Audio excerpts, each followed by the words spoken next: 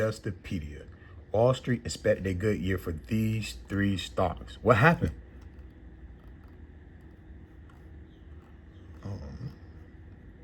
No, not what happened to my internet. What happened to it? Oh, here we go. No one can predict the future. No one. Not me. Not even the Wall Street analysts. This is not financial advice. I'm not a financial advisor. I'm analyzing the futures trading market, ES, so I can become a profitable trader. I am learning how the stock market operates through fundamental and technical analysis. Here, this is a fundamental aspect. It's information. It's part of the economy. It's economic data. No one can predict the future, and Wall Street analysts, despite that being part of their job, are no exceptions. So not even me. Don't, like, you learn, do due diligence on your own. According to December 2023, analyst fact. Oh, come on. Why now? Why you want to pull up on me now? Well, we'll go back to that chart. Oh, come on. It's not what we're talking about. We're not talking about this chart. We got to see where it went.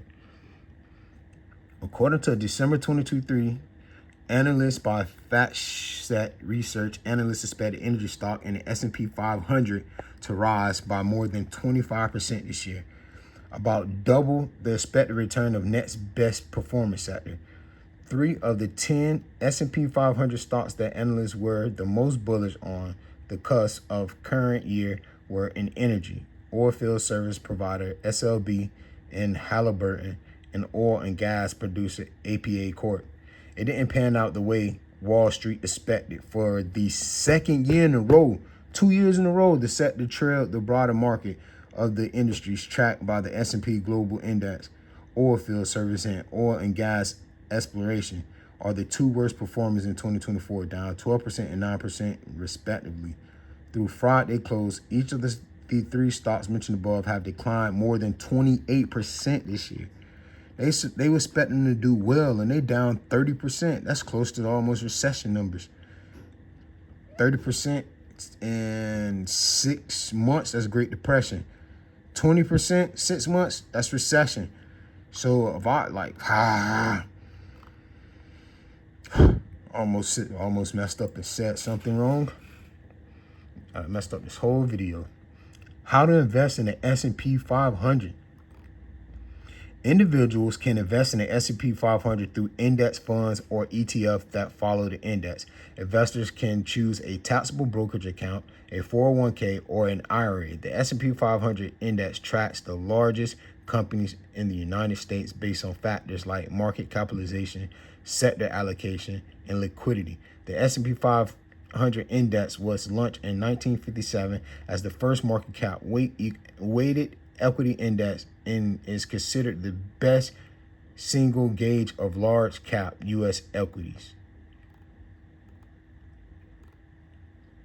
This index includes 500 leading U.S. companies. Although that number may fluctuate, the S&P 500 represents approximately 80% of available U.S. market capitalization. As of May 2024, 503 comprise the S&P 500, with an estimated 43.4 trillion total market capitalization. S&P 500 stock reflect the U.S. economy growth drivers. As of April 30, 2024, the top 10 constitute of the S&P 500 index by weight included. The 3 sectors hold the largest concentration of companies in the S&P 500. Information technology, 29.2%. Financials, 13.1%. Healthcare, 12.3%. Investors choose the S&P 500 index. Investing allows individuals to effectively follow the market activity of up to 500 companies with the S&P 500, an index fund or its exchange-traded fund. The benchmark to the S&P 500 allow investors to gain exposure to all these stocks. ETF focus on passive index replication, giving investor access to every security within a particular index. Index ETF are generally low cost and trade throughout the day, just like stocks. Consequently, they are highly liquid and subject to intraday price fluctuation. Nearly all major brokerage and fund companies offer some type of S&P 500 fund, such as iShare, S&P 500 Value, and Spider Portfolio, S&P 500 Value, SPY, Vanguard 500. S&P index funds tend to have slightly higher fees than the ETF because higher operation expenses because a mutual fund has a structure that differs from an ETF. Investor can only buy it at the day closing price based on the fund net assets value.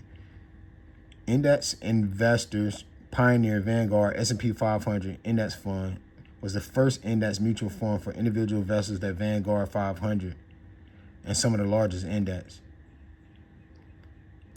You get a broker. Disadvantages. This is all information from Investopedia. I really don't want to keep going over Investopedia because I do want to keep going over Investopedia, but in this segment here, I don't want to take any journalism rights and get any strikes.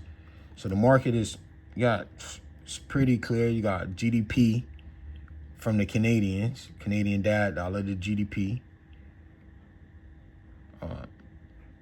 And other than that, people are already in their positions from Friday. Most already collecting positions, or some did.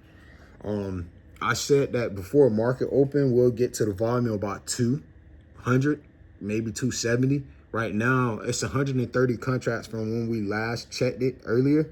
I think it was like 80,000 contracts between the Asians and European. The Asian section closed at 6 Eastern time, right? And right now it's almost 7:30. The market opens in 2 hours. So now you have people that have capital that's either getting ready to pile in right before the European session in. Let me see how far the market went up. That was just a 1 minute chart. I like using the 1 minute chart to find my entries and exits. That's me. It's very difficult for most and other people. So that's a long way down to protect if you want to take a long. But then the movement already went down, and now you have a tail. Earlier, we didn't have a tail. Now it's a tail on the bottom of it, so it went down. But that's a long way to protect, and it can actually go farther. That's just not the ending point. Also, with going up, wow.